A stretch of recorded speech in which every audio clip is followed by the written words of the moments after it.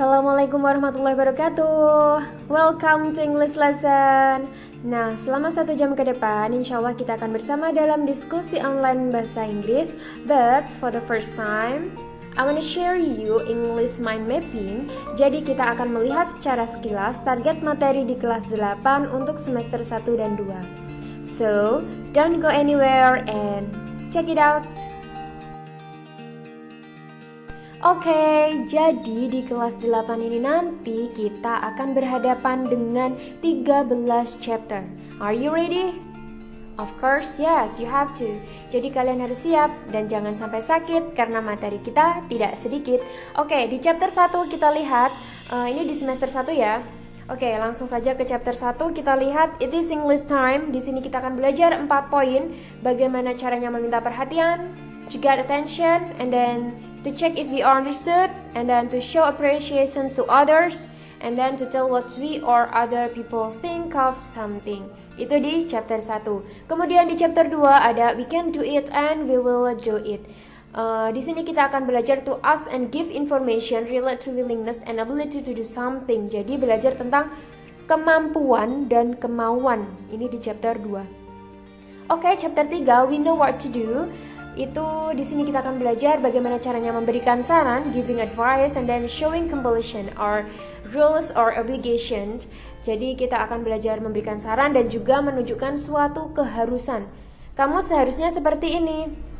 Kamu harus begini. Nah, seperti itu ya di chapter 3. Oke, selanjutnya kita lihat poin atau chapter keempat, yaitu come to my birthday please. Di sini kita akan belajar bagaimana caranya invite someone to do something, mengajak orang untuk melakukan sesuatu, give instruction, menyuruh, ask for permission, meminta izin dalam bahasa Inggris. Kemudian di chapter 5 ada I'm so happy for you. Di sini kita akan belajar kartu ucapan. Nah, kartu ucapan itu ada banyak macamnya, ada happiness, condolences, sympathy, dan lain-lain. Kartu ucapan berupa kebahagiaan itu ada banyak lagi dijabarkan.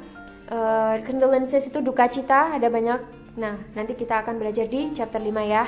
Nah, kemudian di chapter 6 itu ada our busy road, to show the existence of things and people. Jadi kita akan belajar bagaimana caranya menunjukkan keberadaan benda-benda ataupun orang-orang. Nah, ini ada poin-poinnya lagi. Pertama yaitu there is dan there are. Kemudian kita belajar tentang quantifiers and then prepositions. Wow, apakah itu? Kita lihat. Jangan pusing dulu karena insya Allah ini akan mudah ya. Oke pemirsa, let's see, ini adalah semester 2, ada 7 bab, langsung kita lihat ke chapter 7, My uncle is a zookeeper. Nah, di sini kita akan belajar adverb of quantity dan juga simple present tense. Untuk apa sih? Nah, nanti di sini ada kayak structure gitu ya, tenses. Jadi ada peraturan nih ketika kita ngomong bahasa Inggris, mau mengucapkan suatu kalimat yang berupa rutinitas. Contohnya saya makan setiap hari, saya mandi setiap hari, saya menyapu lantai setiap hari, itu kan berupa rutinitas. Nah, harusnya pakai verb berapa? Verb 1K, verb 2K, verb 3K, atau verb ingkah. Nah, kita akan belajar di chapter 7. Kemudian di chapter 8 kita lihat what are you doing, itu adalah di sini kita akan belajar present continuous tense. Kalau di chapter 7 simple present tense, yang chapter 8 present continuous tense. Bedanya apa? Kalau continuous itu adalah caranya mengucapkan kalimat yang berupa kejadian yang sedang dilakukan saat itu juga. Kalau chapter 7 kan kejadian yang berupa rutinitas ataupun general truths, kebenaran umum. Kalau di chapter 8 adalah kejadian yang sedang dilakukan tapi bukan rutinitas. Nah, kemudian di chapter 9 bigger is not always better. Jadi di sini kita akan we will learn to compare people, animals and things. Membandingkan orang, benda, binatang. Membandingkan seperti apa maksudnya adalah rumahku kecil, small, tapi rumahmu lebih kecil, smaller. Dan rumahnya dia paling kecil, smallest. Jadi kecil, lebih kecil, paling kecil, besar, lebih besar, paling besar, dan juga masih banyak lagi kata sifat yang bisa digunakan untuk membanding-bandingkan suatu benda, hewan, dan juga manusia. Kemudian ada di chapter 10 yaitu when I was child. When I was child, ketika aku masih kecil, otomatis kalau ketika aku masih kecil, otomatis sudah masa lalu kita kan, nggak mungkin kan kita menjadi anak-anak kecil lagi. Nah, jadi kita akan belajar simple past tense, yaitu caranya membuat kalimat menggunakan simple past tense berkaitan dengan kejadian yang telah lalu atau masa lalu, masa lampau gitu.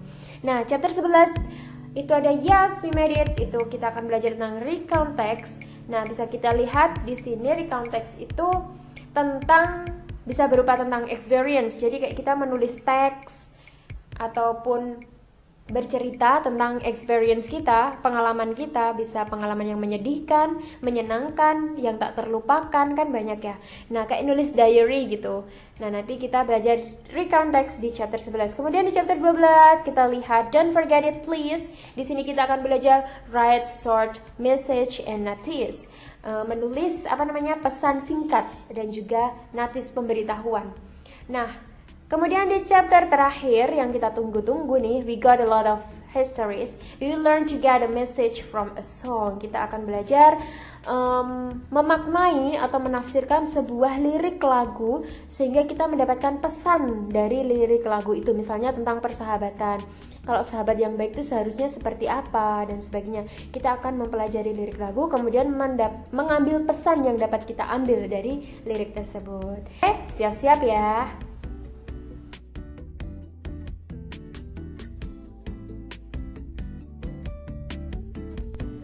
Are you ready? See you soon!